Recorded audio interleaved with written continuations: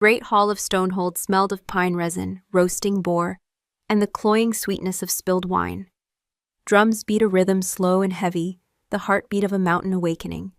It was the sound of legacy, the sound of power changing hands. Tonight, the Halvan pack would crown its new king, for the wolves gathered in their finest furs. It was a night of celebration, of fealty sworn in the flickering torchlight. For the woman standing in the shadows of the ancient wood just beyond the gates, it was the sound of a promise about to be broken. The cold night air tasted of iron and snow, a scent she had learned to call home. The drums that celebrated a king would soon beat for a ghost. Inside the great hall, Derek Halvan felt the weight of the crown before it ever touched his head. It was an invisible pressure on his shoulders, a coldness that seeped into his bones despite the roaring hearths that threw dancing shadows against the stone walls. He sat on the Alpha's throne, a brutal thing of ironwood and wolf pelts. His father's seat, and his grandfather's before him. The air was thick with the scent of his pack. Damp wool, warm bodies, the sharp tang of their collective anticipation. They were his to protect, his to lead, his to fail. The High Elder, a stooped wolf with eyes like chips of flint, stood before him, his voice a gravelly drone as he recited the lineage of the Halvan Alphas. Names of legends and tyrants echoed in the rafters, each one a stone laid upon the foundation of Darek's future. He kept his face a mask of regal calm, his jaw set, his large hands resting on the carved wolf heads of the throne's arms. But beneath the surface, his own wolf paced, restless. The borders were weakening. The winter had been the harshest in a generation. The pack looked to him for strength, for a sign that the golden age of his father was not yet over. He had to be infallible. He had to be the king they needed. He raised a ceremonial silver goblet, the wine within the color of blood. "To the Halvan pack," he began, his voice deep and resonant, a commander's voice. "To our strength, our future, our—" He never finished the toast. The great oak doors at the far end of the hall, barred with a beam of solid iron, shuddered once, then twice. A collective gasp rippled through the crowd. The drummers faltered, their rhythms stumbling into a confused silence. Every head turned. The guards at the entrance drew their blades, their stances wide and uncertain. Then, with a sound like splintering bone, the iron bar cracked. The doors were thrown inward, not by a ram, but by a chilling gust of wind that smelled of snow and ash. It snaked through the hall, extinguishing half the torches in its path and plunging the celebration into a world of stark, menacing shadows. Silence. A profound, absolute silence that swallowed the whispers and the fear. Two figures stepped into the doorway first, flanking the entrance like monoliths. They were huge, larger than any wolf in the Halvan pack, clad in black leather and dark fur that seemed to drink the light. Their faces were grim, scarred, their eyes holding the flat, predatory glow of wolves who had seen too much death. They carried no banners, only heavy, dark-bladed axes that rested on their shoulders with unnerving ease. The scent that rolled off them was alien, wild, smoky, and utterly dominant. Then she walked between them. She moved with a liquid grace that was both hypnotic and terrifying. Her boots made no sound on the stone flags, yet every step commanded the attention of the entire room. She was not dressed for a coronation feast. She wore fitted black leather armor, scarred and burnished, that hugged a form leaner and harder than any Omega's. A cloak of gray wolf pelts, the color of a winter storm, fell from her shoulders. Her hair, once the color of dark honey, was now woven into a thick, severe braid laced with silver wire. But it was her crown that held every gaze. It was not gold or silver. It was forged from blackened, twisted iron, sharp and cruel, like a circlet of thorns made for a warrior, not a bride. A low murmur spread through the pack. It was a sound of disbelief, of dawning horror. Faces paled. Wolves who had once been boys and girls, now grown, took an involuntary step back. They knew that walk. They knew that silhouette, even transformed as it was by hardship and power. Derek's heart slammed against his ribs. The silver goblet slipped from his numb fingers, clattering to the stone floor and spilling its contents like a fresh wound. The scent of her hit him like a physical blow, pine needles after a frost, the clean smell of ozone before a storm, and beneath it all, the faint ghostly echo of the girl she used to be, now smothered by the overwhelming feral scent of an alpha. A true alpha. It was impossible. She was dead, exiled, broken. The weak, mute Omega he had cast aside. Reyna, he breathed, the name a ghost on his lips, unheard by anyone but the wolf inside him, which had frozen in a state of primal shock. She stopped in the center of the hall, her 2 guards fanning out behind her. Her eyes, once the color of a gentle forest floor, were now chips of glacial ice. They swept over the assembled pack, lingering for a fraction of a second on the faces she recognized. The girls who had whispered behind their hands, the boys who had jeered. There was no flicker of emotion in her gaze, no anger, no pain, only a cold, terrifying emptiness, as if she were looking at ghosts. Finally, her eyes landed on him, on the throne, on the man who had publicly shattered her world. The High Elder, recovering his composure, stepped forward, his staff held before him like a ward. "Who are you? Who dares trespass upon this sacred right?" Her lips, which he remembered as soft and perpetually curved in a shy smile, were now a thin, hard line. When she spoke, her voice was nothing like the whisper he recalled. It was low, clear, and carried the abrasive edge of honed steel. It was a voice accustomed to command.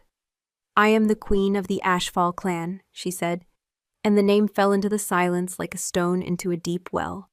The Ashfall. A name from a nightmare. A clan of legend, said to have been consumed by the Great Fire in the Blighted Lands a century ago.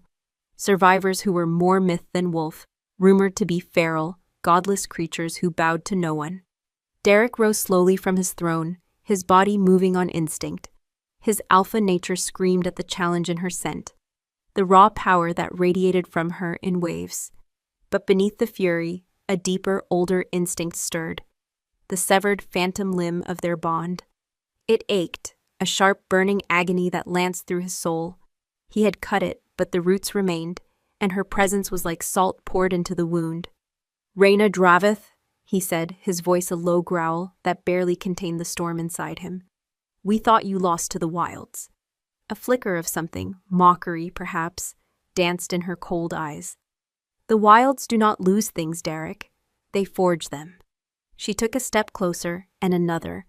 The pack parted before her like a tide receding from the moon. "I have returned to offer a coronation gift to the new king." One of her guards stepped forward, unrolling a heavy stained cloth. He threw it to the floor at the foot of the dais. It was a banner. The Halvan Pack's banner, the one flown by their northernmost patrol, now ripped, burned, and stained dark with blood. A wave of fear, acrid and sharp, washed through the hall. The northern patrol had been silent for 2 weeks. They had assumed a blizzard, a simple delay. This was a message. "Your borders are weak," Reyna stated, not as an accusation, but as a simple, undeniable fact. "Your wolves are hungry. Your king is untested." Her gaze held his, and in their depths, he saw the shivering, humiliated girl in the white rejection dress, standing before this very pack. He saw the tears she never shed, the shame that had bent her back, and now he saw the iron that had replaced her spine. "I was at your borders for a month," she continued, her voice dropping, yet it seemed to fill the entire hall. "I could have bled your entire northern territory dry. I could have let the feral packs of the Frostfang Mountains pour through the gaps your men left behind. It would have been easy." "Why didn't you?" Derek forced the words out, his hands clenched into fists at his sides. She gave him the ghost of a smile, a chilling, humorless expression. "Because revenge is a meal best served to a king, not a prince.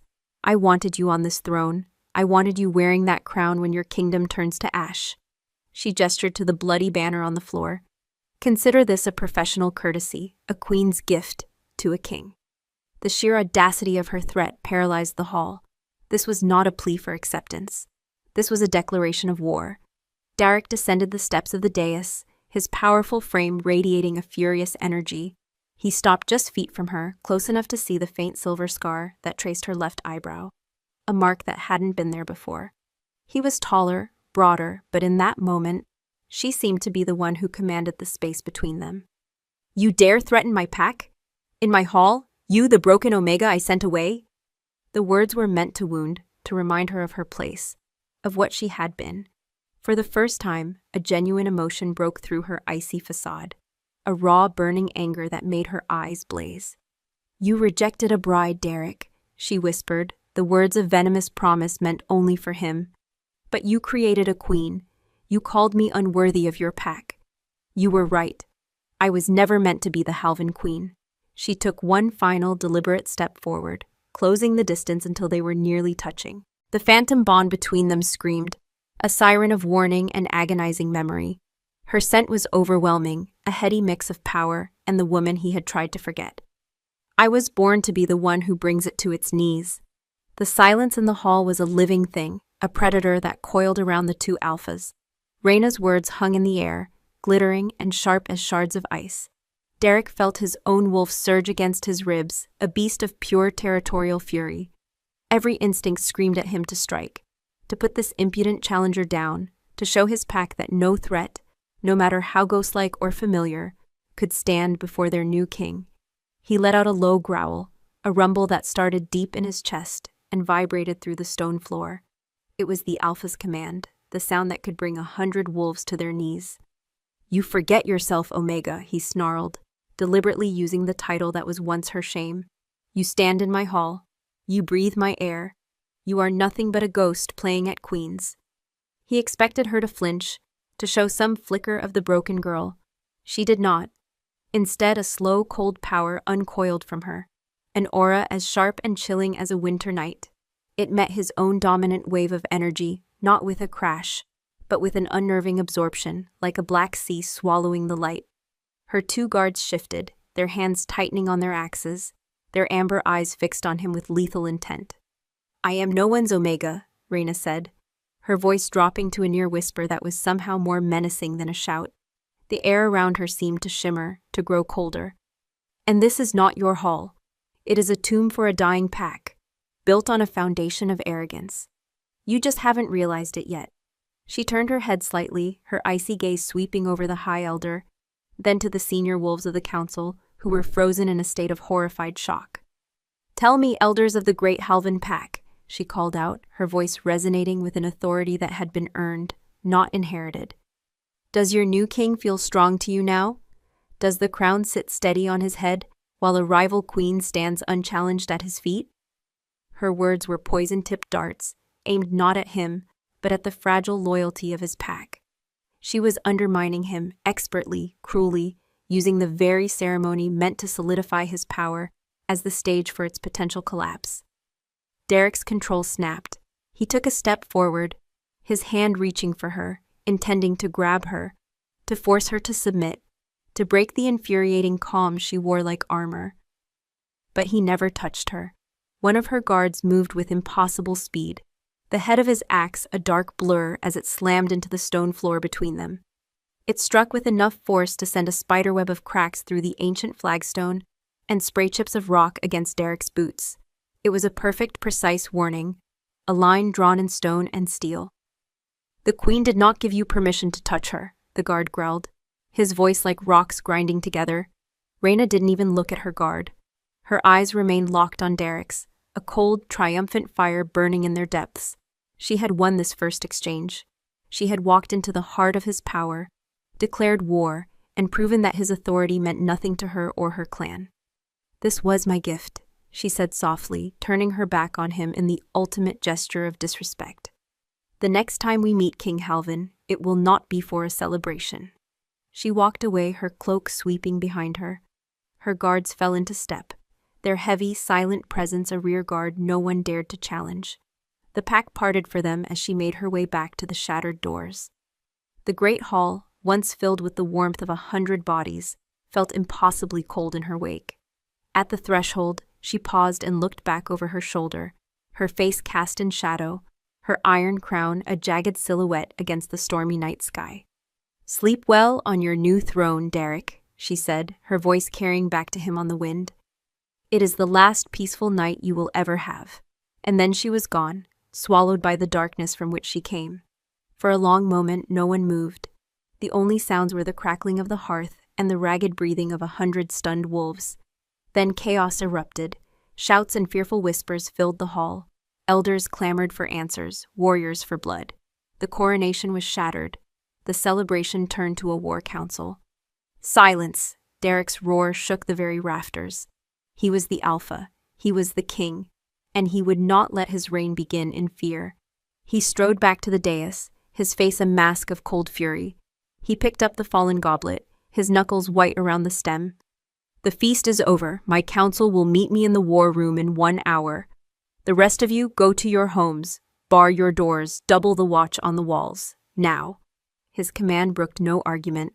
The pack, desperate for leadership, for a show of strength after the humiliation they had just witnessed, obeyed. They filed out of the hall, their faces grim, the earlier festive mood a distant, bitter memory. Alone with his council of 5, the mask began to crack. He slumped onto his throne, the weight of the crown he had not yet received feeling heavier than a mountain. The High Elder Vorlog approached him, his ancient face etched with worry. "My king," Vorlog began, his voice raspy. "The Ashfall clan. They are a myth, a children's story to scare pups." "That was no myth," grunted Kalen, his beta and master of arms, a thick-necked wolf with a roadmap of scars on his face. He gestured to the cracked flagstone. "That was steel and muscle. And that scent? I've never smelled an alpha like her. It was old and cold." Derek ran a hand over his face. The phantom ache of the severed bond was a raging fire in his chest. When she had stood so close, it had been a physical agony, a tearing sensation in his very soul. He had hidden it, buried it under a mountain of rage, but now, in the relative quiet, the pain was blinding. "She was an Omega," he said, the words tasting like ash in his mouth. Mute, weak. Her wolf spirit was so faint, it was barely a whisper. He remembered the day of their pairing ceremony, 5 years ago. Rhaena Draveth, chosen for him by the elders for the purity of her Omega bloodline, a line said to produce strong heirs. She had stood before him, small and trembling in a white dress, her eyes wide with a mixture of terror and hope. He had felt the bond snap into place between them, a fragile, shimmering thread, and he had felt nothing, no spark of strength, no resonance of power. She was a placid pool when he needed a raging river to match his own. His father was dying. Their rivals in the east were testing their borders. The pack needed a strong Luna, an alpha mate who could anchor his power, rule by his side with an iron will. Rhaena, with her downcast eyes and her refusal to speak, was not that wolf. She was a liability, a weakness his enemies would exploit. So he had done the unthinkable. In front of the entire pack, with the bond still fresh and raw between them, he had rejected her. He had snapped the cord, a spiritual violence that had left her reeling and him emptier than he could ever have imagined. He had told himself it was necessary. A king's duty is to his pack, not his heart. He had exiled her, sending her into the wilds with a day's worth of supplies. A cruel but necessary act to show his pack that he would not tolerate weakness, not even in his own mate. He had expected her to die. He had, in some dark part of his soul, prayed for it, for a quick end to the ghost that haunted him. He had never imagined she would return like this, forged into the very thing he had accused her of not being. "Find out everything you can about the Ashfall clan," Derek ordered his council, his voice hard. "Where they are camped, how many they number, what their strengths are. Send scouts, but tell them to be shadows. I want to know how a forgotten Omega became a queen of ghosts." The council dispersed, leaving Derek alone in the vast, silent hall. The torches guttered, casting long, dancing shadows that looked like grasping fingers. He walked to the spot where Rhaena had stood, where her guard's axe had scarred his floor. He crouched, tracing the cracks with his fingertips. The stone was cold, but he could almost feel the residual energy of her challenge, the chilling echo of her power. He had created this. Her hatred, her strength, her crown of iron. They were all forged in the fire of his rejection. He had wanted a queen of iron, and the fates, in their cruel, mocking wisdom, had given him one. But she was not his queen. She was his enemy, his undoing. The ache in his chest intensified, and he pressed his fist against his sternum. The bond was not truly gone. A severed limb can still feel pain. He could feel her, a distant, cold star in the darkness of his soul. Her rage was a quiet hum, her pain a sharp sting, her resolve a wall of ice. She was out there, in the darkness beyond his walls, and she was coming for him. Not just for his throne, but for his heart, his soul, for the part of him that he had cut away and thrown into the wilderness 5 years ago. The king who rejected her now bleeds, a line from the old tales whispered in his mind. And Derek Halvin, alone on his scarred floor, in his silent hall, finally understood the true meaning of a crown forged in regret. The Ashfall camp was a place of disciplined silence. It lay hidden in a narrow, black stone canyon, miles north of Stonehold, a place the Halvin scouts would never think to look, believing it to be haunted by the spirits of a long-dead tribe. There were no roaring bonfires, only small, contained pits that gave off more heat than smoke. The scent was of charred meat, wet pine, and the clean metallic smell of sharpened steel.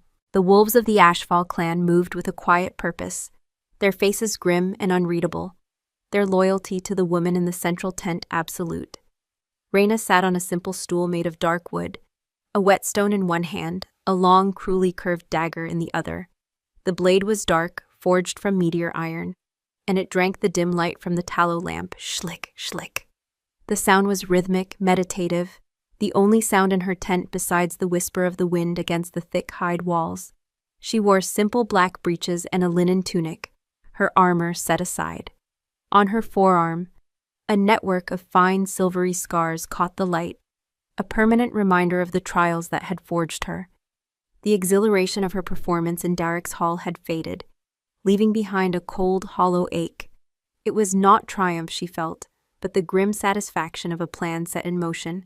She had planted the seed of fear, now she would watch it grow.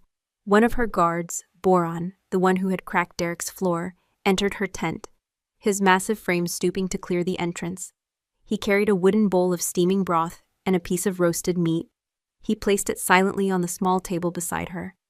"The scouts have returned, my queen," he said, his voice a low rumble. "The Halvin pack is sealed inside its walls. Their patrols have doubled, but they are clumsy, frightened. They move like prey, not predators." Reyna nodded, not looking up from her blade. "Let them. Fear makes a wolf sloppy. It dulls the senses." Boron hesitated, a rare sign of uncertainty from the stoic warrior. "To see you stand before him. It was a good day, Reyna."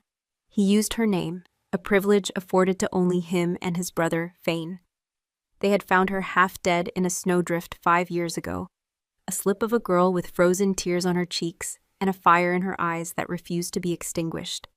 They had taken her to their clan, a broken remnant of survivors, and had watched as she rose, not through birthright, but through sheer, unbreakable will. She had learned their ways, mastered their weapons, and earned their allegiance by being stronger, smarter, and more ruthless than any alpha they had ever known. "It was a necessary day," she corrected him, her voice flat. She set the dagger aside and picked up the bowl, the warmth seeping into her cold fingers. The broth smelled of herbs and scorched bone. It was the taste of survival, so different from the wine and spiced meats of the life she'd almost had. As she ate, she allowed herself a moment to feel it, the phantom limb of the bond. It had throbbed with a dull, persistent ache for 5 years, a constant reminder of her humiliation. But since seeing him, the ache had sharpened. It was a live wire humming with his energy. She could feel the chaotic storm of his emotions, the volcanic rage, the bitter sting of wounded pride, and beneath it all, a tremor of something she hadn't expected. Fear, not for his life, but for his pack. For his crown, she welcomed his rage. It was a clean, honest fire. It was the fear that she savored, a cold, sweet poison. She would nurture that fear, let it seep into the cracks of his kingdom until the entire structure came crashing down. She finished her meal and stood, her movements fluid and economical. "Tell the hunting parties to push their range west. Take the deer and elk from the Halvin's winter stores. Let them see our tracks. Let them know we are everywhere. But no one is to engage. We are ghosts, and ghosts do not bleed." Boran bowed his head. "As you command."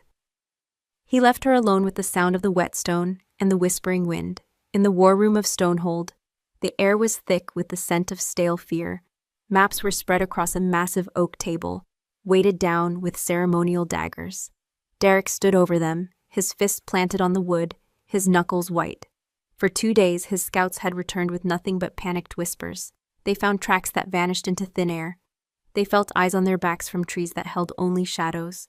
One patrol had found their entire winter meat store, a cave full of cured carcasses, completely empty, the only thing left behind a single gray wolf hair resting on a blood-stained hook. "This is impossible," Kalen, his beta, slammed a fist on the table, making the daggers jump. "They are wolves, not spirits. They have a camp. They have to sleep, eat shit. Why can't we find them?" "Because they do not want to be found," Elder Vorlog countered, his voice a dry rasp. "They are of the wild, Kalen. They think like the wild. We have grown soft in these stone walls. We have forgotten the old ways." "So we do nothing?" Kalen roared. "We sit here and wait for this Omega Queen to starve us out?"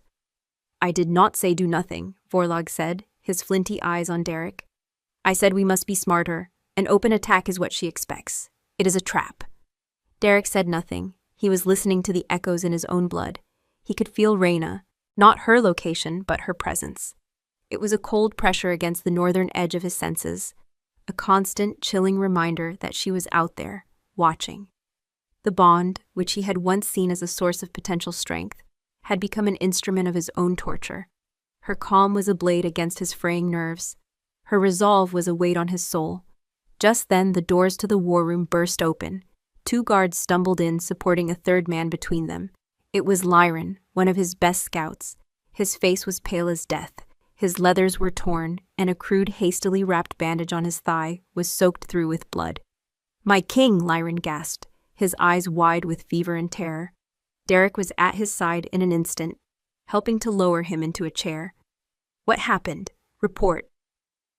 "The Whisperwood, west of the river," Lyron panted, his breath catching in a painful shudder. "We thought we found a trail. It was too easy. We walked right into it." He shook his head, a haunted look in his eyes. "There was no sound, my king. No warning. One moment we were moving through the trees. The next, Torin was gone. Just a gurgle and the scent of blood. Then Marius, an arrow in his throat. They were in the trees, in the snow, everywhere and nowhere." "How many were there?" Kalen demanded, leaning over the wounded scout. "I don't know," Lyron whispered, his voice breaking. "I never saw more than a shadow, a flash of a dark blade. They move like smoke. They don't howl. They don't shout. They just kill." He gripped Derek's arm, his fingers surprisingly strong. "They let me go, the one who cut me." He was huge, scarred face. He leaned down and whispered in my ear. Derek's blood ran cold. "What did he say?" Lyron's eyes met his, and in them Derek saw the absolute victory of Reyna's psychological war. He said, "The Queen sends her regards. The price for a broken promise is paid in blood. Your king's is next." The room was utterly still. Kalen's face was a mask of murderous rage. Vorlog's was grim, the lines around his mouth deepening. Derek felt a cold fury rise within him, so potent it was almost dizzying. This was her message, not just a threat, but proof. Proof that she could touch him, bleed him, whenever she pleased. He dismissed the council, ordering the healers to tend to Lyron. He needed to be alone. He walked from the oppressive confines of the war room to a high balcony that overlooked the vast, snow-dusted expanse of his kingdom. The wind was sharp, biting at his exposed skin, but he barely felt it. His entire being was focused inward, on the agonizing humming wire that connected him to Reyna. He had severed it once with brute force. He had ignored its phantom pains for years. Now he reached for it. He closed his eyes, shutting out the world, and poured all of his frustration, his rage, his fear for his pack, into that connection. He didn't send words. He sent a wave of raw primal emotion, an alpha's roar translated into pure spiritual force. Why are you doing this to your own people?" In her tent, Reyna gasped. The dagger clattered from her hands. The force of his emotions slammed into her, an invisible fist to the gut. It was a deluge of fury, desperation, and a surprising, gut-wrenching torrent of regret. For a moment, she was overwhelmed, her carefully constructed walls of ice threatening to crack. The sheer power of his alpha spirit, something she had never truly felt before, was a physical thing, a crushing weight. She gritted her teeth, her knuckles white as she gripped the edge of the table. No, she would not be his victim again. He wanted to communicate. He wanted to know why. She would show him. She pushed back. She didn't send her own rage. That was a weapon he would understand, one he could fight. Instead, she reached deep inside herself, past the scars and the iron, to the memory she had buried under years of pain and training. She focused on it, polished it like a lens, and then she hurled it back down the bond with all her strength. On the balcony, Derek cried out, stumbling back against the cold stone railing. It hit him not as a thought, but as a full sensory experience. He was no longer on his balcony. He was standing on the ceremonial dais, 5 years younger. He felt the scratchy wool of his formal tunic, smelled the cloying incense of the bonding rite, and he was looking through her eyes. He saw himself, a younger, more arrogant Derek, his face a mask of cold disdain. He felt the floor tremble beneath small, slippered feet. He felt the frantic, hopeful, terrified beating of her heart. He heard the whispers of the crowd, so small. The quiet one. He'll break her. And felt the sting of shame as if the words were his own. Then he heard his own voice, cold and cruel, echoing in the hall. I reject this union. This Omega is not fit to be my Luna. She is weak and worthy. I sever this bond. He felt the bond snap, a tearing, searing agony that ripped through her soul, a pain 1,000 times worse than what he had felt. He felt her breath leave her body, her world tilting into a vortex of shock and humiliation. He felt the cold draft as the doors were open, the sting of the first snowflake on her cheek as she was cast out. He felt the crushing weight of utter desolation, the feeling of being completely and utterly alone, discarded by her mate, her pack, her world. The vision shattered. Derek was on his knees, gasping for air, his hand clutching his chest, as if he could physically hold his heart together. The pain was real, a ghost of her agony branded onto his soul. Sweat beaded on his forehead, and the winter wind felt like fire on his skin. He had known what he did was cruel. He had told himself it was necessary, but he had never, not for a moment, understood the true depth of the wound he had inflicted. Now he did. She had made him feel it. This wasn't a war for land or resources. This was a reckoning. She wasn't trying to break his kingdom. She was dismantling his soul, piece by agonizing piece, using the echoes of their own broken bond as her weapon. The backlash of her own attack left Raina trembling. She stood rigid in the center of her tent, her hands braced on the table, the wood grain digging into her palms, her heart hammered against her ribs, a frantic, trapped bird, reaching into that well of memory, weaponizing her own deepest trauma, had come at a cost. The ice around her soul had cracked, and for a terrifying moment, the flood of 5-year-old agony was as fresh as if the rejection had happened an hour ago. She felt the shame burn on her cheeks, the hollow despair that had nearly consumed her in the snow. She squeezed her eyes shut, forcing the images away, rebuilding her walls brick by painful brick. Control. That was her armor. Emotion was a weakness Derek had exploited once. She would not allow it to happen again. When she felt the psychic recoil from him, the wave of his shocked, horrified guilt, it was a bitter balm. Good, let him choke on it. Baran entered without a sound, his presence a solid, grounding weight in the swaying tent. He saw her posture, the unnatural stillness, the white-knuckled grip on the table. "Raina?" he asked, his voice a low thrum of concern. "You are pale." She straightened slowly, forcing a breath into her tight lungs. "I am fine," her voice was steady, betraying none of the internal chaos. "The king and I were communicating." Baran's scarred face darkened. He knew of the phantom bond. She had been forced to explain the debilitating pains that sometimes struck her in the early years. He did not understand its nuances, but he understood it as a wound, a vulnerability. "He hurt you." It was not a question. It was a statement of fact that carried a promise of bloody retribution. "He reminded me why we are here," she corrected, turning to face him. The tremor was gone. Her eyes once again chips of glacial ice. "The fear I felt in him. It was a start, but it is not enough." She would not be satisfied until his guilt curdled into despair, until the crown on his head felt like a brand of shame. Derek pushed himself up from the cold stone of the balcony. His legs were unsteady, his body slick with a cold sweat. Her pain was a residue in his mind, a phantom taste of ash and salt. He had thought his rejection was a clean cut, a surgical necessity for the good of the pack. He saw now that it had been a clumsy, brutal amputation, and he was only just beginning to feel the gangrene. He stalked back to the war room, his stride long and furious. Kaelin and Vorlog were still there, locked in a silent battle of wills over the maps. They looked up as he entered, their expressions hardening when they saw the look on his face. "We attack," Kaelin said immediately, seeing the storm in his alpha's eyes. "A full-scale sweep of the northern canyons. We burn them out, root and stem." "No," Derek said, his voice raw. The word was so final, so absolute, that Kaelin took a step back in shock. "My king, they are bleeding us dry. They mock us." "And a blind charge into the dark is exactly what she wants," Derek countered, his gaze sweeping over the map, but not truly seeing it. He was seeing her face in his mind, superimposed over the terrain. "She is goading us into a rash decision.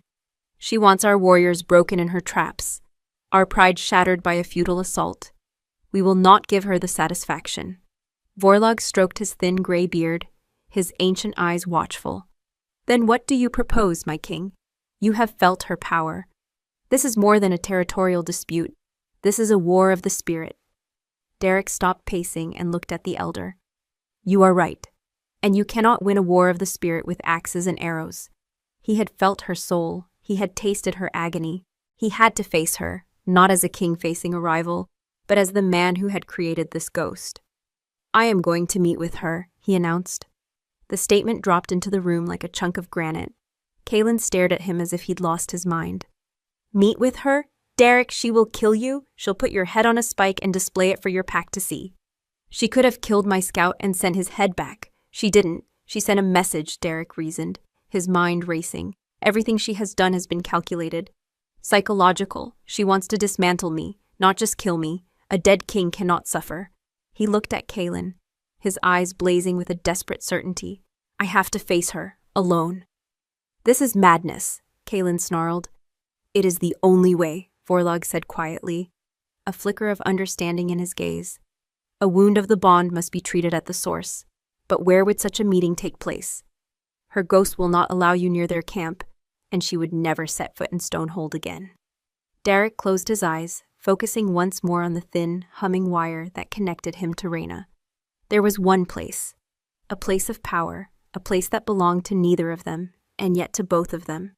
A place where vows were made and destinies sealed, nestled in a silent, ancient grove of white-barked aspens. "The Moonstone Altar," he whispered. He didn't need to send scouts or messengers. He would send the invitation himself. He focused his will, gathering not his anger, but a clear, singular image. The great flat slab of pale, glowing rock under the full moon, surrounded by the silent, watching trees. He pushed the image down the bond, a silent, desperate plea for parley. He attached no emotion to it, no threat, no demand, only the image, and a single unspoken word. Tonight. Reyna felt the summons as a cool, clear image blooming behind her eyes. The Moonstone Altar. Her breath caught in her throat. Of all the places. It was where generations of Halvan Alphas had taken their mates to whisper their true vows, under the eyes of the moon goddess, away from the pack. It was where the Alpha bond was said to be truly forged, in silence and starlight. She and Derek were to have gone there the night of their bonding ceremony. It was the part of the ritual she had secretly dreamed of, a moment of quiet connection away from the prying eyes and political pressures. It was a promise that had died with all the others. "It is a trap," Boren growled from beside her. He had felt her sudden stillness, seen the flicker of shock in her eyes. "He means to ambush you." "Perhaps," she murmured, her gaze distant. But she didn't believe it. An ambush was Kaelin's way. It was clumsy. Derek, for all his arrogance, was more cunning than that. And this felt different.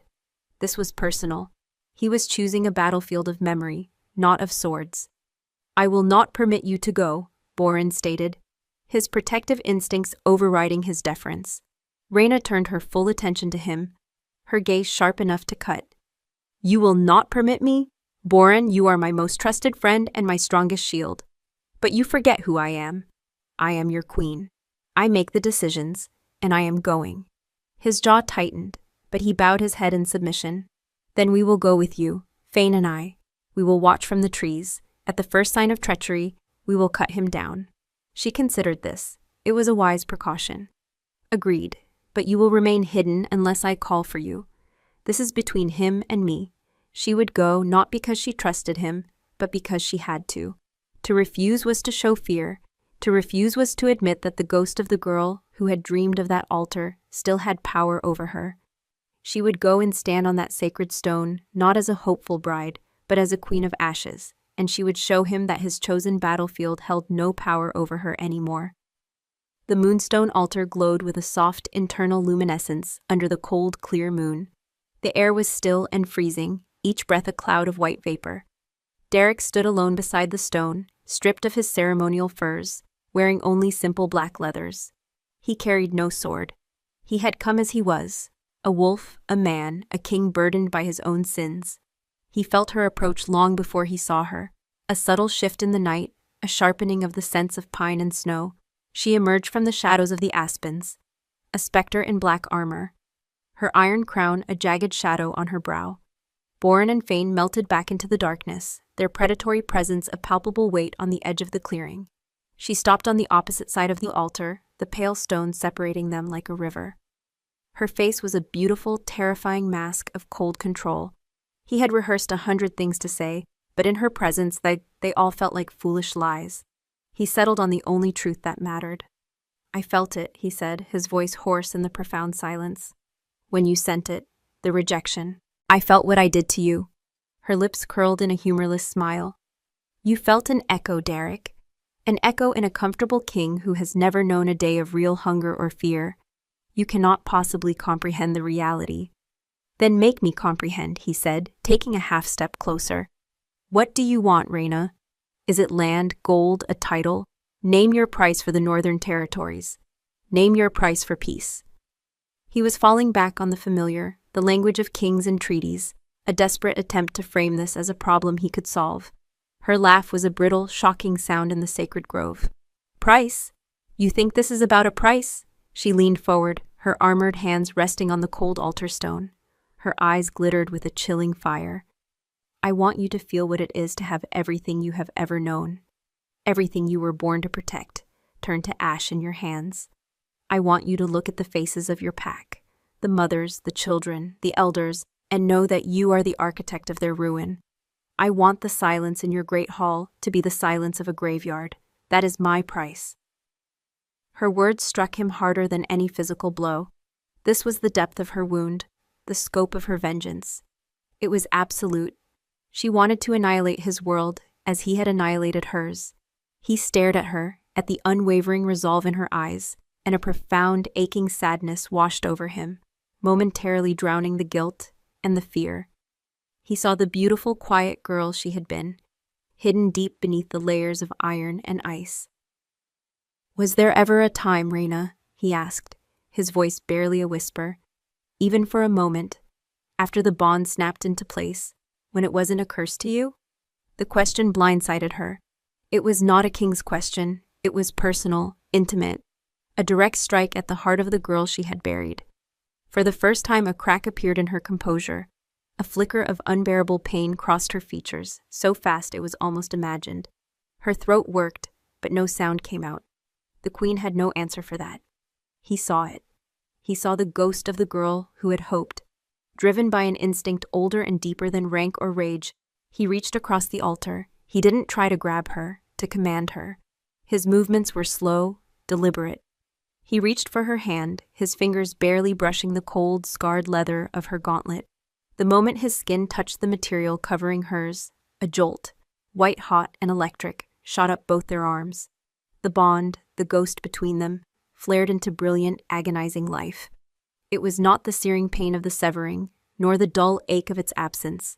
It was a fire of pure connection, of recognition, of what was, what could have been, and what was now so terribly broken.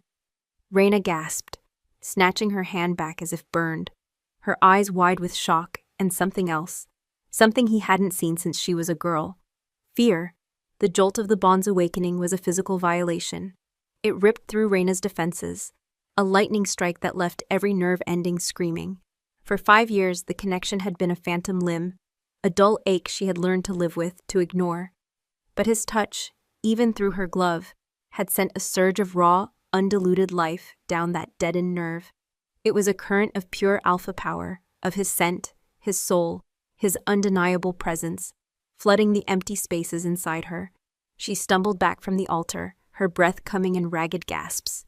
The queen of the Ashfall, who had faced down feral beast and survived the blighted lands, was undone by a simple touch. She looked at her gloved hand, then at him, her eyes wide with a mixture of fury and terror. The control she had spent years forging was shattering like thin ice under a hammer blow. Derek was just as stunned. He stared at his own hand, his fingers tingling with the aftershock.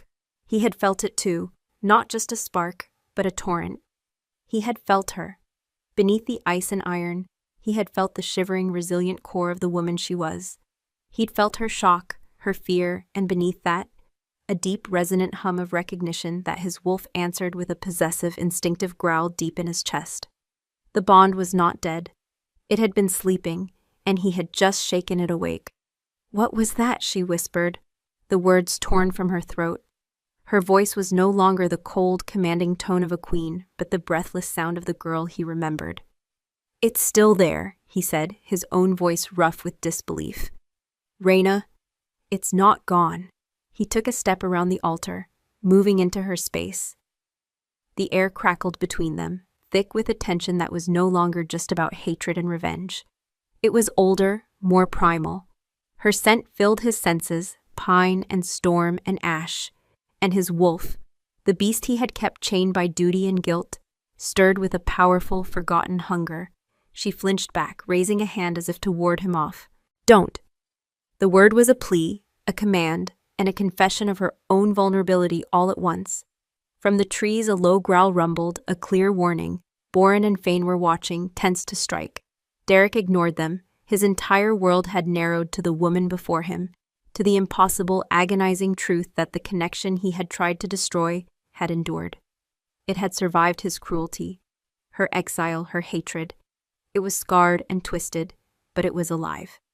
"All this time," he said, his voice laced with a dawning horror and a flicker of something else, a wild, impossible hope. "All this pain you've carried. You've felt me, haven't you? Every time the pack was in danger, every time my father's illness grew worse. You felt it." Reina's jaw tightened. She couldn't deny it. The sudden, inexplicable bouts of anxiety, the phantom aches that mirrored wounds he'd taken in border skirmishes, the profound wave of grief that had nearly brought her to her knees a year ago, the day his father, the old Alpha, had died. She had told herself it was a curse, an echo. She had refused to acknowledge what it truly was, a two-way street. "It doesn't change anything," she bit out, regaining a sliver of her composure. She was the queen. She was vengeance. This was a trick, a weakness he was trying to exploit. "The pain I felt was mine. The pain I will bring to you will be yours." "Will it?" he challenged, his voice dropping, becoming dangerously soft. "Can you truly separate the two, Reina? When you bleed my pack, when you starve my people, will you not feel the wound yourself through this?" He gestured to the space between them, to the living, breathing connection that hummed in the air. "You felt my guilt a moment ago. I know you did. What will you feel when you force me to watch my kingdom die? Will you savor my agony, or will you drown in it with me?" His words were a poisoned arrow, finding the one chink in her iron armor. She had planned her revenge with the cold precision of a master strategist, but she had never accounted for this. She had never imagined that to destroy him, she might also have to destroy a part of herself she thought long dead. Her silence was his answer. He saw the conflict warring in her eyes, the queen's cold fury against the woman's sudden, terrifying uncertainty. He pressed his advantage, driven by a desperate need to pull her back from the abyss she was leading them both towards. "This path you are on," he continued, his voice resonating with the Alpha's command but softened with a plea. "It will break you as surely as it breaks me. Look at what you've become. A queen of ghosts, ruling from the shadows, fueled by a pain that is 5 years old. Is this truly all you are now? Is there nothing left of the girl who who dreamed of this place. "That girl is dead," she snarled, the words a raw, visceral cry of denial. "You killed her. You stood before our people and you slit her throat with your words. You buried her in the snow." "Did I?" He stepped closer still, so close he could see the faint pulse beating in the hollow of her throat. The scent of her was intoxicating, a maddening blend of the familiar and the dangerously new. "Or did I just force her to become a wolf? A true wolf, stronger than any I have ever known. Stronger than me." The admission hung between them, stunning them both. He had said it, the truth he had been trying to deny since she walked back into his hall. Her strength, forged in the fires of his rejection, now outstripped his own. He was a king by birthright. She was a queen by survival. The raw honesty of his words did what his anger and commands could not. It disarmed her. Her rigid posture softened, the fury in her eyes replaced by a deep, aching confusion. She stared at him, truly seeing him, perhaps for the first time. Not as the arrogant prince, not as the cruel alpha, but as a man trapped by his own legacy, confessing his own inadequacy. The phantom bond between them shifted. The agonizing thrum softened into a deep, resonant pulse, a rhythm that was starting to feel less like a curse and more like a heartbeat. Her wolf, a creature she had trained to be a silent, cold weapon, stirred within her. It did not see a rival alpha to be defeated. It saw its mate, battered, foolish, broken, but its mate. She felt a dizzying pull toward him, an instinct so powerful it threatened to sweep her away. It was the bond, awakened and hungry, demanding to be healed. It wanted her to close the final few feet between them, to place her hand on his chest, to feel the steady beat of his heart. It wanted her to surrender. "No," she whispered, more to herself than to him. She took a staggering step back, shaking her head. Vengeance. That was her purpose. That was what had kept her alive. To abandon it now, what would be left of her? She would be that broken girl again, lost and without a purpose. "Reina," he said, his voice thick with an emotion she couldn't name. He reached for her again, slowly, his hand open, his expression stripped of all its regal pride, showing only a raw, desperate man. She couldn't let him touch her. If he did, she knew she would be lost. She turned and fled. She moved with the fluid speed of a shadow, melting back into the aspen grove before he could react. He heard Boren and Fane moving with her, their presence fading into the night. Derek was left alone at the altar, his hands still outstretched. The clearing felt profoundly empty, the silence now a ringing accusation. He had come here for a parley, a negotiation. He had found something far more dangerous. He had found the ghost of a bond, and in trying to fight it, he had accidentally breathed life back into its lungs. He had not won a reprieve for his pack. He had only complicated the war. He had wanted to break her resolve, but he had only succeeded in cracking his own. Because now, as he stood under the cold, indifferent moon, he had to face the most terrifying truth of all. He had rejected her because he thought she was weak. But as he felt the lingering echo of her strength, her pain, her incredible resilience pulsing through their connection, he knew he had been a fool. And as he remembered the look of raw vulnerability in her eyes before she fled, he understood that he didn't just want to save his kingdom from her. He wanted to save her from himself. And he had no idea how. Reina ran. She didn't stop until the glow of the moonstone altar was a forgotten memory, and the oppressive darkness of the canyon embraced her. She burst into her camp, a whirlwind of black leather and suppressed panic, sweeping past her startled guards and into the solitude of her tent. Boran and Fane followed, their heavy footsteps halting at the entrance, their concern a palpable presence. "Leave me," she commanded, her back to them, her voice a strained chord about to snap. They hesitated, a low murmur of protest passing between them, but the sheer force of her will pushed them away. The tent flap fell, plunging her into near darkness, save for the dying embers in her brazier. She tore off her gauntlets, her fingers fumbling with the buckles. Her hands were shaking. She stared at them in the dim red light, strong hands, calloused and scarred from years of wielding a blade, now trembling like a frightened doe. She had faced down Derek in his own throne room, stared into the eyes of death in the wilds, and commanded the loyalty of wolves who had forgotten the meaning of the word. Yet a single touch, a single moment of shared vulnerability had ripped her world from its axis. Her wolf, the silent partner in her vengeance, was in turmoil. It paced the cage of her ribs, whining, confused. For 5 years it had been honed into an instrument of her will, its grief and longing suppressed, its energy channeled into cold, hard survival. Now the bond, awakened and vibrant, was singing to it. It was a siren's call, a promise of wholeness, of belonging, of the one thing her power and her crown could never give her, a mate. "Be silent," she whispered to the beast within, pressing a fist to her chest, but it would not be silenced. It clawed at the inside of her soul, desperate to answer the call, to turn back toward the alpha who was its other half. Her meticulously constructed identity was crumbling. She was the queen of the Ashfall. She was vengeance incarnate. Her purpose was to see Derek's kingdom fall. But his words, his confession of her strength, his raw, unguarded plea at the altar, they had planted a seed of doubt. "What will you feel when you force me to watch my kingdom die? Will you savor my agony? Or will you drown in it with me?"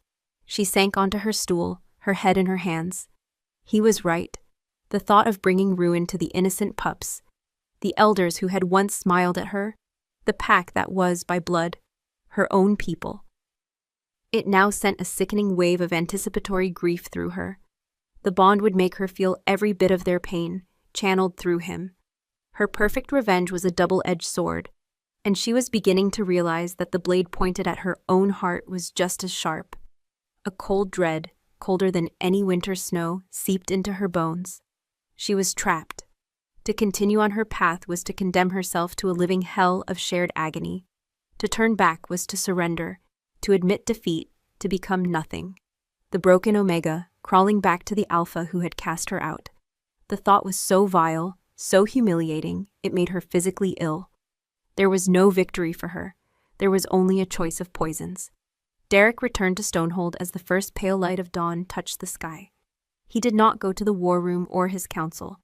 He went to the Royal Archives, a dusty, forgotten chamber beneath the Great Hall, filled with the crumbling scrolls and leather-bound histories of his ancestors. He lit a lantern, the flickering light casting monstrous shadows on the walls, and he began to search. His mind was a maelstrom. The feel of the bond, vibrantly alive, was a constant thrum beneath his skin. It changed everything. His war was not with a rival queen, it was with the other half of his own soul. He could not destroy her without destroying himself. He could not win by force. He searched for hours, his hands covered in dust, sifting through ancient lore on pack bonds, mating rites, and the forgotten histories of the first alphas. Most of it was useless, romantic poetry and rigid legal doctrine. But then, tucked away in a brittle iron-bound tome, he found it. A chapter titled The Alpha's Echo, on Severed Bonds and Soul Scars. He read with a frantic intensity, his heart pounding. The ancient text spoke of the Alpha bond not as a simple connection, but as a living entity. It could be wounded, even seemingly killed, but its root, once planted in two souls, could never be truly destroyed. The text described a rare, forbidden right, the right of reclamation. It was a dangerous gamble, an all-or-nothing ritual that could either heal a shattered bond, making it stronger than it had ever been, or utterly annihilate it, destroying the wolf spirit of both participants in the process.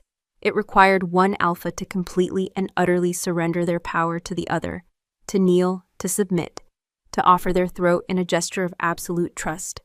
It was a relinquishing of ego, of pride, of the very essence of what it meant to be an alpha. For the bond to be reborn, one of them had to be willing to be broken first. He slumped back against the shelves, the heavy book in his lap. Surrender for an alpha? It was a fate worse than death. It was unthinkable. His pack would see it as the ultimate act of weakness. His enemies would pounce. Kaelin would likely challenge him for leadership on the spot. But as he thought of Reyna, of the torment in her eyes, of the path of self-destruction she was on, he knew it was the only way. He had broken her with his pride.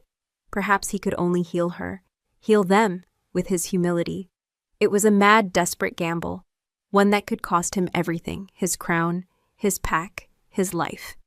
But the alternative, a slow, agonizing war that would bleed them both dry, was no longer a choice he could accept. He had made his decision. He sent a single rider, a trusted guard, with a simple, unsealed message. It was not a challenge or a threat. It was an offering. The western plains at sunrise tomorrow, where the river bends. Come alone, I will do the same. It ends now. When Reyna received the message, she crushed the parchment in her fist. The western plains. An open, neutral ground. No trees for an ambush, no sacred stones for emotional manipulation. Just a flat, empty expanse where two wolves would meet their fate. He is luring you into the open, Baran insisted, his hand on the hilt of his axe. It's a trap. Let us go, we will end this, my queen. We will bring you his head. No, Reyna's voice was eerily calm. The storm inside her had passed, leaving behind a cold, desolate clarity. She had spent the night wrestling with her own soul and had emerged with a terrible, resolute purpose. Derek had offered her a choice between two poisons. She would choose a third option. This is my battle, mine alone. She would meet him, she would face him one last time. But she would not go to surrender nor to negotiate. The bond was a weakness, a cancer in her soul. He had tried to cut it out and failed. Now she would finish the job. She would pour every ounce of her hatred, her pain, and her power into that connection, and she would shatter it for good, even if it meant destroying her own wolf spirit in the process. Better to be a human with a crown than a wolf in a cage of her own making. The sunrise bled across the horizon in hues of rose and violet, painting the frost-covered plains in ethereal light. They faced each other from 50 paces, two solitary figures in a vast, empty world. The morning air was sharp and still. Reyna wore her black armor and her iron crown, a warrior queen ready for her final battle. Derek wore simple leathers, no crown, no weapon. He looked not like a king, but like a penitent. As she walked toward him, she began to gather her power. She pulled on the threads of her anger, her humiliation, her grief. She focused it all into a single point, a spiritual spear aimed at the bond that pulsed between them. She would let him get close, and then she would strike, ending it forever. He walked to meet her, his steps steady, his eyes fixed on hers. He could feel the lethal energy building in her, a storm of dark power that made the air itself tremble. He could see the resolve in her eyes, the decision to choose oblivion over surrender, and he knew he had only one chance. When they were 10 feet apart, he stopped, and he knelt. He went down on one knee in the frosted grass, his head bowed. He lowered himself until both knees were on the ground, his body open, vulnerable. Then he tilted his head back, exposing the pale, unprotected line of his throat. The gesture was so shocking, so utterly contrary to the laws of their world, that it stopped Reyna in her tracks. The spear of energy she was building faltered. He was submitting. The king of the Halvan pack, the proud alpha who had called her unworthy, was kneeling before her. "What is this?" she hissed, her voice trembling. "A trick? A mockery?" "It is the end," he said, his voice quiet. Yet it carried across the plains. His eyes, fixed on hers, held no deceit, no strategy, only a profound, heartbreaking sincerity. "You want your vengeance? Take it. You want my kingdom? It's yours. You want me to feel the pain of utter defeat? I feel it now. You have won, Reyna." Her mind reeled. This was not how it was supposed to go. She was supposed to fight him, to break him, to force him to his knees. For him to do it willingly, it stole all the power from her victory, leaving it hollow and meaningless. "Get up," she ordered, her voice shaking with a rage born of confusion. "No," he said softly. "You told me I created a queen. You were right, and a king must know when to kneel to a power greater than his own." He took a slow, deep breath. "I broke you with my pride, so I offer you my throat. End it. Destroy the bond, destroy me, take your revenge, but let the pack live. Their only crime was following an arrogant fool of an alpha. Punish me, not them." He closed his eyes, surrendering completely to her mercy or her wrath. Reyna stood frozen, her heart a war drum in her chest. Everything she had ever wanted was right in front of her.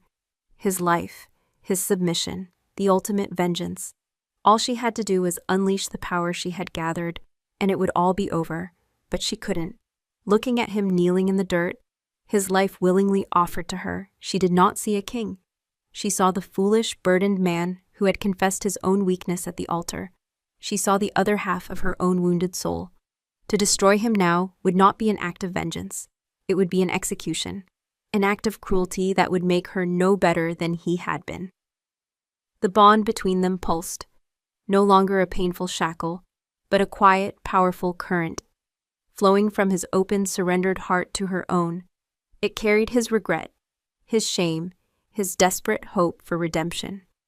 With a cry that was half sob, half roar, she let the dark energy she had gathered dissipate, releasing it harmlessly into the morning sky.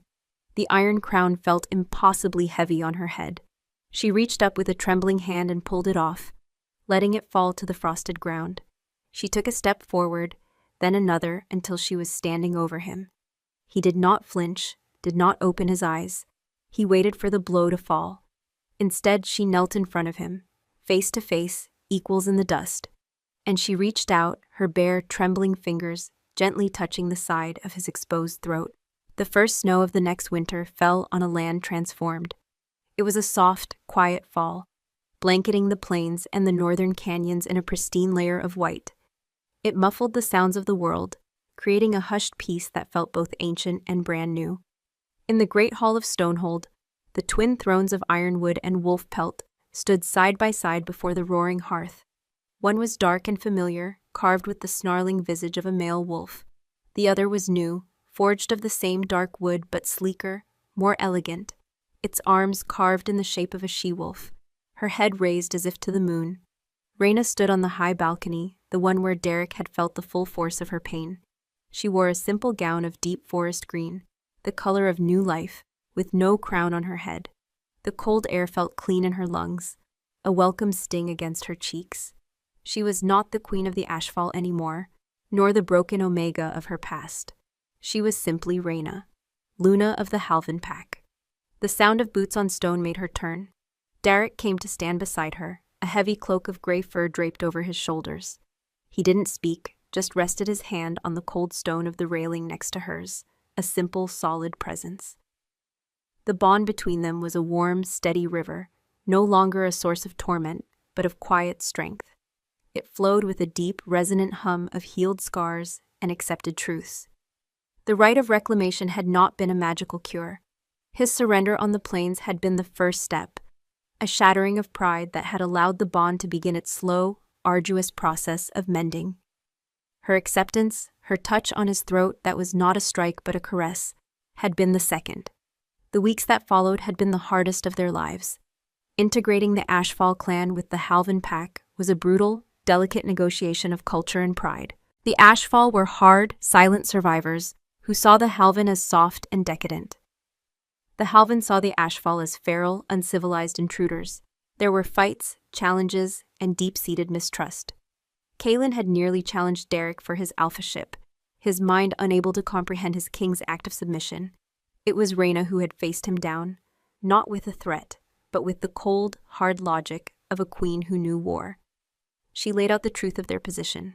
The weakening borders, the dwindling food stores, the rival packs circling like vultures. She showed them that Derek's surrender was not an act of weakness, but a strategic sacrifice that had saved them all from a devastating civil war they could not afford. Slowly, painstakingly, they had forged a new pack from the ashes of the old. The Ashfall's savage hunting skills and ruthless efficiency were tempered by the Halvan's established laws and community structure. The two halves, once poised to destroy each other, were making the whole stronger than it had ever been. Derek looked at her, his eyes the color of warm whiskey in the winter light. "Do you ever miss it?" he asked, his voice low. "The crown, the absolute power." Raina considered the question. She thought of the cold iron, the weight of a vengeance that had been her only companion for so long. "I miss the clarity," she admitted, her voice soft but clear, no longer the whisper of her youth nor the blade of her anger. It was her own. Vengeance is a simple path. This, building something new, is harder. She turned to look at him, a faint, genuine smile touching her lips. But the crown was cold, and I was alone. He reached out, his fingers gently brushing a stray strand of hair from her face. The simple touch sent a jolt of warmth through her, a comfortable fire that had become as familiar as breathing. Their healing had not been just political.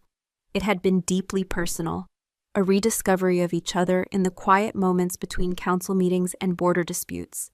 They learned to talk, to share the fears and burdens they had both carried alone. He learned of the horrors she had endured in the blighted lands, and she learned of the crushing weight of the crown he had inherited.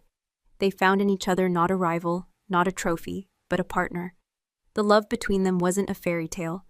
It wasn't the sweet, innocent hope of the girl in the white dress, nor the fiery, possessive passion of a traditional alpha pairing. It was something quieter, deeper, forged in fire and shame and forgiveness. It was a love built on the foundations of their broken pieces, a mosaic more intricate and far stronger than anything they could have had before. "You are never alone again," he promised, his thumb stroking her cheek. A shout from the courtyard below drew their attention. A group of pups, a mix of ashfall and halvan blood, were engaged in a wild, tumbling snowball fight. Boran, the stoic, terrifying warrior, was in the center of it, a gentle giant allowing the smaller children to swarm him, his rare laughter a booming echo in the crisp air. It was a scene of such simple, profound peace that it brought a lump to Reyna's throat. This was what they had built. Not a kingdom of ash and fear, but a home, a future. "The scouts from the east returned," Derek said, his tone shifting back to that of the Alpha. "The Frostfang packs are pushing south again. They say a new warlord has united the clans." Reyna turned from the scene below and met his gaze, her eyes clear and resolute. A new threat on the horizon, a new challenge. But this time, they would not face it alone. "Then we will meet them," she said, and the word "we" was the most natural thing in the world. He smiled, a true, easy smile that reached his eyes. He leaned in and kissed her, a slow, deep kiss that tasted of winter air and the promise of a shared dawn. It was a kiss that held no doubt, no fear, only the steady, unshakable certainty of two wolves, two souls who had walked through the fire and found their way home. The snow continued to fall, blanketing the kingdom in white. It was not an ending, but a new beginning, written on a clean, fresh page. The story of the rejected bride was over. The story of the Halvan Queen and her king had just begun.